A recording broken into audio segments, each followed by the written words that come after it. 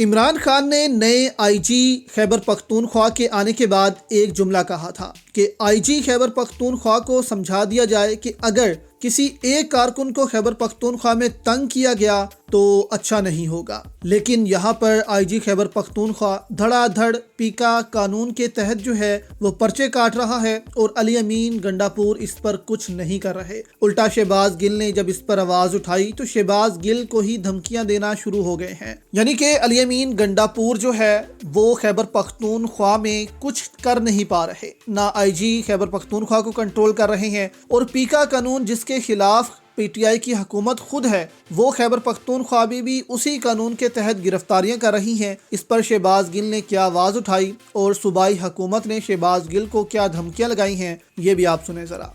मैं इस जवाब के ऊपर आपका शुक्रिया अदा कर सकता हूं और आपसे एक दफ़ा फिर हाथ जोड़ के माफ़ी मांग लेता हूं कि मैंने बादशाह सलामत से सवाल कर लिया है। मैंने आपकी खिदमत में सवाल उठा दिया है क्योंकि मुझे लगता है कि मेरी पार्टी की वहां हुकूमत है और पुलिस ये सब कुछ कर रही है, और मैंने बाकायदा इल्ज़ाम पुलिस पर लगाया था, यानी किसी सियासी क़यादत, बल्कि सियासी क़यादत से तो मैंने इंटरवीन करने की रिक्वेस्ट की थी।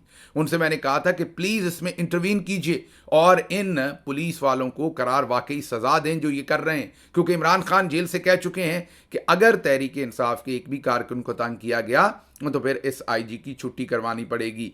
और इन अहकामात के बाद ही मैंने आईजी के ऊपर सवाल उठाए थे। इससे पहले जो पाकिस्तान तहरीक इंसाफ का सवाबी में एहतजाज हो रहा था, उसके लिए जो बाजोड़ के, लोअर देर के डिप्टी कमिश्नर्स ने जो लेटर निकाले थे, उस पर भी मैंने सूबाई हुकूमत से कहा था कि उनके खिलाफ एक्शन लिया जाए।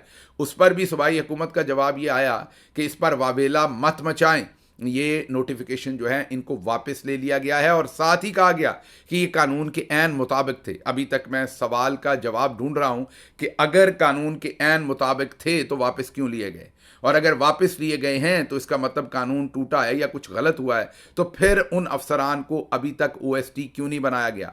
अभी तक डीसी बाजोड़, डीपीओ बाजोड़, शांगला के डीपीओ, अभी तक लोअर दीर के डीसीओ, ये तमाम के तमाम लोग अभी तक अपनी पोजीशंस पर क्यों काम कर रहे हैं? ये सवालात उठाना हमारा काम है।